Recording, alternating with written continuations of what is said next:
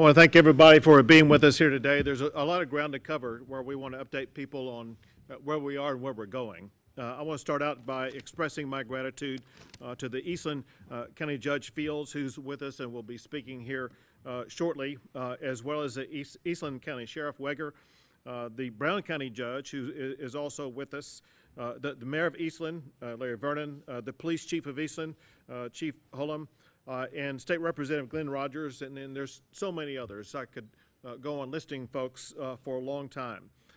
We thank them for working around the clock for the past few days to make sure that the communities around the entire region are being protected and preserved and saved as much as they possibly can. There's a lot of other ground I want to cover. Before I go further, however, I would like to meet with Anna Oliveira. Anna, is that you?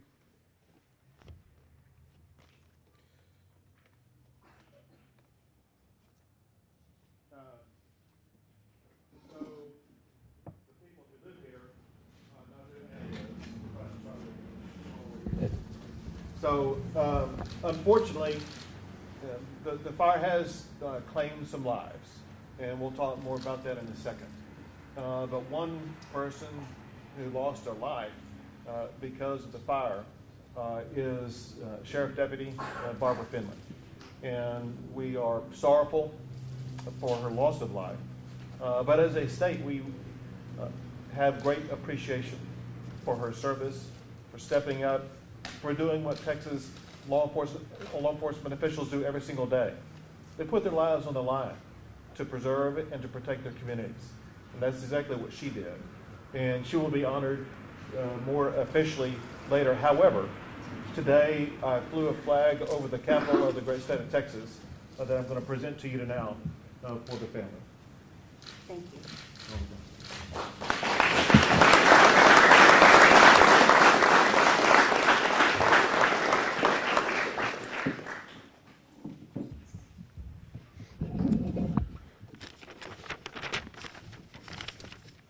So, as you all know, the fire is covering a lot of ground across the entire area, and state and local officials are working collaboratively and successfully at working to contain the fire. From the state side, there are 13 agencies that are involved. The Texas Division of Emergency Management, the chief of which is next to me, and he will be talking here shortly, Chief Nim Kidd. Additionally, the Texas A&M Forest Service, the Texas A&M Engineering Extension Service, the Texas Commission on Environmental Quality, the Texas Department of Public Safety, Texas Department of Transportation, the Department of State Health Services, the Texas Military Department, Texas Parks and Wildlife, Texas Public Utilities Commission, the Railroad Commission of Texas, the Texas Animal Health Commission, as well as the Texas A&M AgriLife. We appreciate all of those state agencies who are working in collaboration with all of the local officials to make sure that the state and local governments are doing everything possible to be able to better contain these fires and putting a primary focus on making sure we do everything possible to save human lives and then, in addition, save as much property as we possibly can.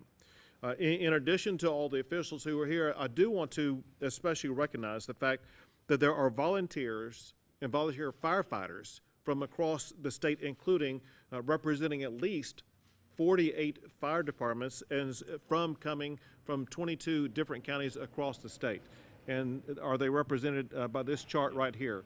And this is, when you have a fire this large in this many different areas, you need all the help that you can get. And we appreciate the firefighters stepping up and assisting these fires across the entire region. Already we know that there have been at least 50 homes that have been lost. Probably as we are able to better surveil damages here in the coming days, we will find more than that. Those 50 homes are located in Eastland, Comanche, and Brown counties.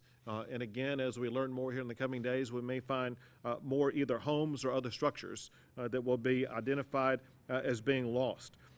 Because of these damages and because of the need for these communities to be able to respond to these damages, I'm at this time going to be signing a state proclamation, making it a disaster declaration to assist all of the local counties that are currently affected, as well as additional counties that may be added. In this declaration that I'm about to sign, it includes 11 counties: Brooks, Brown, Coleman, Comanche, Eastland, Grayson, Mason, Potter, Randall, Reynolds, and Williamson. And again, based upon what happens with the fires, we may need to add to that, which we will do if other counties are affected.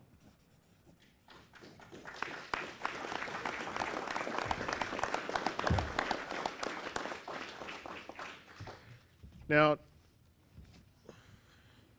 containment is a top priority. The main thing that we gathered from the briefing that we had before coming out here is exactly where the fires are located, which this is a picture of, as well as what is being done in order to achieve containment. And there's multiple strategies that others may go into detail about it, but they are the obvious things, and that is, for one, digging areas that will provide some level of fire break. Fortunately, now we're able to provide aircraft that are able to drop different material. Some could be fire retardants, some could be water, whatever the case may be. It's my understanding that early on that was not possible because of high winds that made it either ineffective or incapable for the planes to be able to fly. Now they are able to do so, and that tool and strategy should remain available, if not increase, here in the coming hours to help be able to combat this fire. As the fire officials will explain to you here shortly, they can tell you exactly what they're doing to contain it.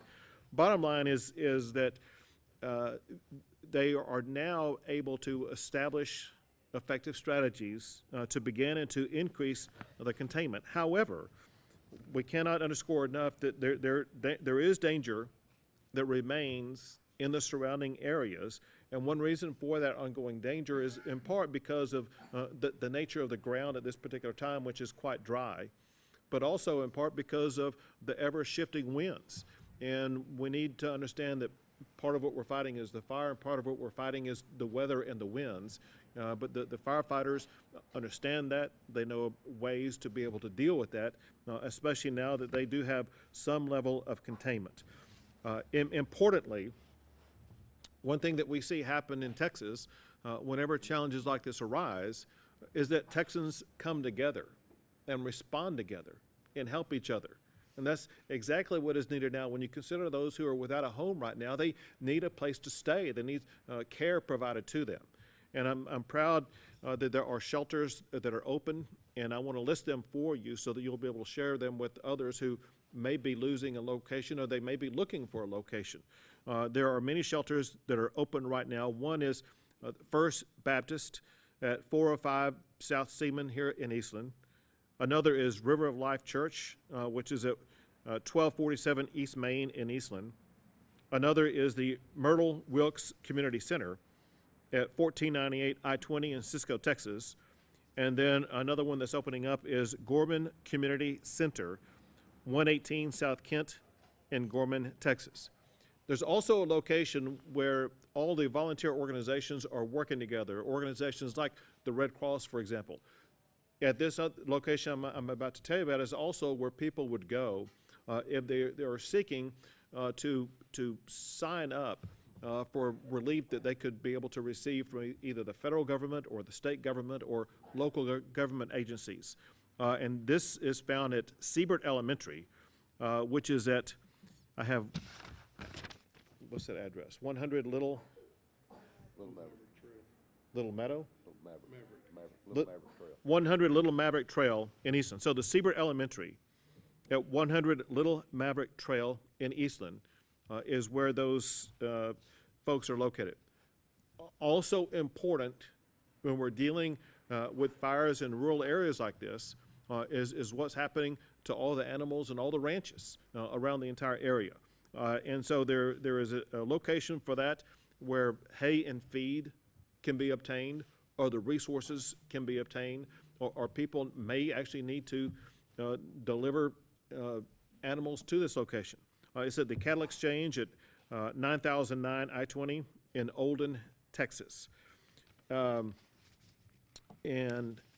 I think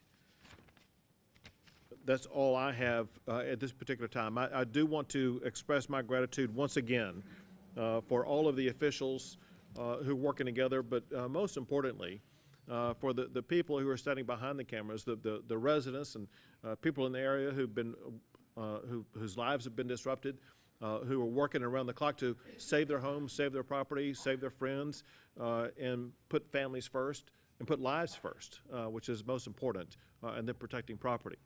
At this time, I'd like to call on the Eastland County Judge to share more information about what's going on, and then we'll have others provide additional information. Well, thank you, Governor Abbott, and I very much appreciate you being here today. Thank you, everyone. Thank you for helping us push our message out. I can't say enough about our local responders, fire, law, and EMS, volunteers, mainly for fire departments, did an absolutely amazing job last night in containing the fire as well as we could. We did lose a lot of Carbon, Texas, as those of you that have been down there have seen. It's devastating. And then the area between Carbon and Gorman looks like it did when I was a kid. It was just all peanut land. The vegetation's gone. It looks like some kind of lunar landscape. It's just an amazing amount of devastation. But because of our first responders calling out and being available and doing what they always do, both local and state, we're able to get a handle on this. If the weather would cooperate, we can get things put out. As Governor Abbott said, we did not have the right kind of wind speed yesterday to get the aircraft up and going. They were out some today helping. What we really need is about a good 6-inch rain, and followed by another good 6-inch rain. But I want to thank everyone for being here today. With that, I'll turn it back over to you, Governor. Thank you very much. Thank you, Judge. And next, I'd like to call up Fire Chief Williamson to tell you more about what's going on from his perspective. First of all, I would just like to say thank you to all the resources the state that came in and helped. Our local resources are taxed, we're fatigued, and we're spread thin, and the state has come in and shored us up, and we just can't thank them enough. I want to take the opportunity to thank Governor Abbott for his display, for his compassion for our community and our area by making a presence here today. One other thing, I'd like to thank the community. The donations and the support is overwhelming, and it doesn't go unnoticed. We thank you so much for that, and it's truly appreciated.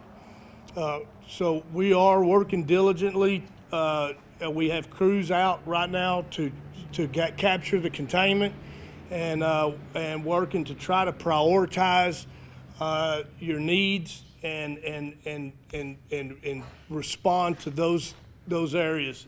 So we are listening and trying to be a support to you guys back as you've supported us. One message that I would like to exaggerate and express is that we are not out of danger yet for our high hazard fire risk. So we just ask that the community take real sincere caution in your outdoor activities and practice fire safety and just help us help you by being safe and cautious. Thank you. Thank you, Chief.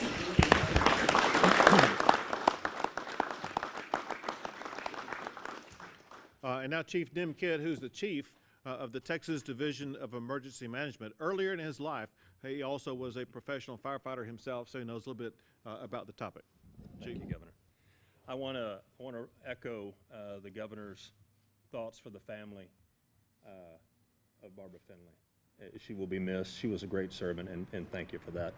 I also, my heart is right there on the front line with the first responders, the local officials that are here, the first responders, the ones that always take time away from their family to go and protect other people's land and property. And so I'm grateful for them. Many of them are still out on the line. Many of them have not slept and have not had time to even go back and check on their own homes, and that's why we will continue to bring resources in here to stabilize their efforts and backfill their efforts as long as we can. Governor, you know we do this in a lot of different places across the state. I can't think of any place off the top of my head right now that we have come into that was set up and run as good as this community, and the men in their agency standing behind us have taken care of this community. When I got here, they were talking together, they were working together, they had plans together. It wasn't the first time they had ever met. They've done this very well, and my hat's off to them for the work that they've done. I want to thank the volunteers that are continuing to come in, not just the firefighters, but all that will continue to come in to support the cleanup and the rebuild effort. And it will be a big effort, especially in the community of Carbon. It will be a big effort there. We want all of those that are coming in to volunteer to register at the Volunteer Reception Center. That information will be posted. We don't want spontaneous volunteers coming in, showing up, just working at homes. We want them working with the local community side by side. As the governor mentioned, we have two different types of donations right now. One is for the humans and the families and those that have lost or been impacted. The other is for the livestock. We're going to continue to post that information on our website. We'll ask the city to do the same thing so that there's one place for that to happen. For those that have lost their homes, there is safe shelter tonight. We're working with the Red Cross also for hotel rooms, but there are safe shelters. Nobody should be sleeping in vehicles right now. Everybody should have a safe place to stay. And then I finally want to reiterate Chief Williamson's comments about we are not out of this weather pattern yet. And the last thing we need is a new start on a new fire that pulls firefighters away from the existing resources. So please encourage the community to continue to use caution and be fire wise. Thank you. Thank you very much.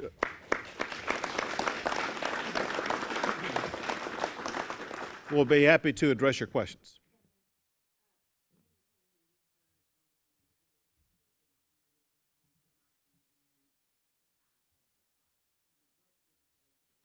I'm not sure it's hard to leave your house with fire codes. Sure, and I'm going to have others answer this also. However, I do want to emphasize, having dealt with multiple catastrophes of different kinds, whether it be hurricanes, fires, tornadoes, whatever the case may be, the most important thing you have is your life. And you must put your life in the life of others first and do what's necessary to protect those lives. Property can be rebuilt. A life lost cannot be rebuilt. So heed the advice of the local officials. If they issue an evacuation notice, please heed that.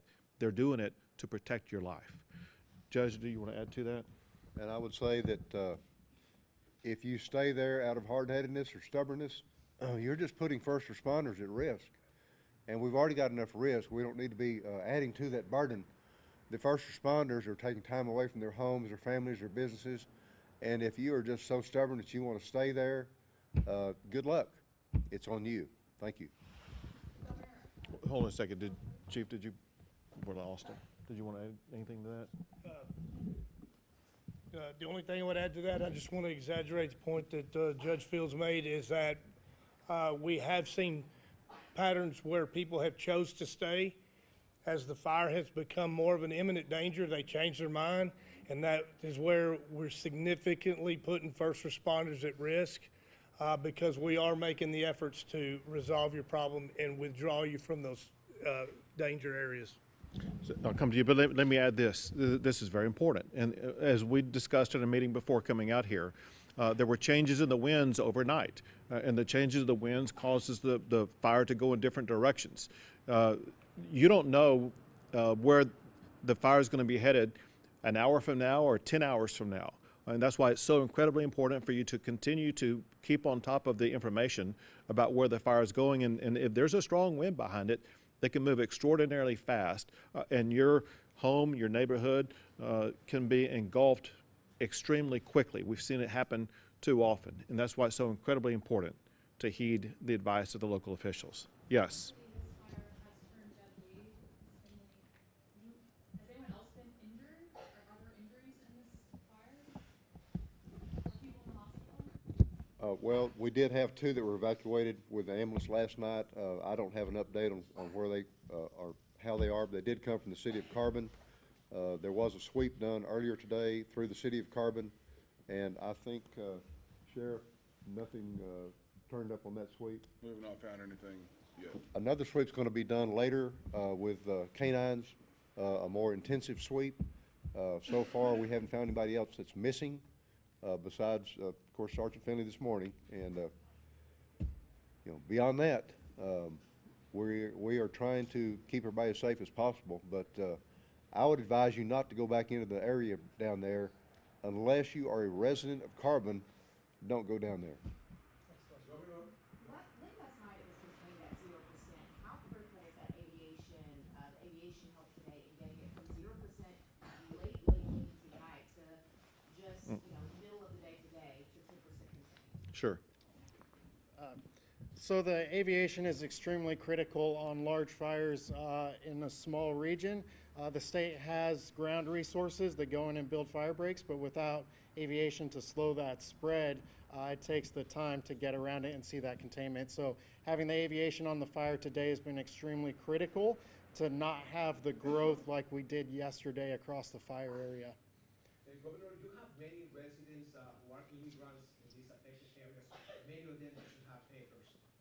They are worried. I've talked to many of them. They are worried that they're not going to have or they're not going to receive the same help that the other. What can you tell them? And whenever people go to these different locations that are providing assistance, no one asks about any status like that. They're there to help the people who are in need. Next question, Governor, which densely populated areas right now are in the most danger? That would be most appropriate for these folks to answer. So currently the two communities that are at risk would be Rising Star. That is currently threatened. Not directly, we do have forward progress stop, but there is still a risk of that community. The other would be on the Kid Fire. I apologize, I'm dropping the name of the community. Gorman, thank you. Gorman, we did impact that community last night at about 4 a.m. We did not lose any homes there, but throughout the day we've continued to impact it, and we still have resources there. Do you want to add to that? All right. Will we see any additional recognition for Deputy Finley, flags at half staff? So flags are ordered to fly at half staff already, but there will be additional recognition at the appropriate time. Two more questions? How long can you, the state, or local officials sustain the current resources before it really becomes a problem? So resource-wise, the state is able to provide more than resources than will be demanded by this fire event. And we will continue to provide those resources to local officials as they need them. Governor, are you worried about perhaps burning out some of your firefighters? This is the very beginning of fire season, and for the task force, and especially A&M, these firefighters have been out since January, and we're still early on. Come July and the summer, where do you think they're going to be standing in the middle of that key time? Well, one good thing about Texas is because of the size and the mentality of the people in our state, there are so many firefighters and others who are volunteering to step up to aid those who are working 24/7 right now. And we know they have the capability, the professionalism to, on a moment's notice, come to some place like Eastland and make sure that they're going to be protected. One thing that we did discuss in the room before coming out is there was the ground situation that would be such that it would potentially lead to a fire. One thing that would resolve it would be rains that typically come with the springtime. The hope was the spring rains would arrive before the fires did. That did not work out. My point, however, is that there is the anticipation of spring rains coming that should lessen the possibility for future fires, at least in the short term. Great, thank you. Thank you all very much.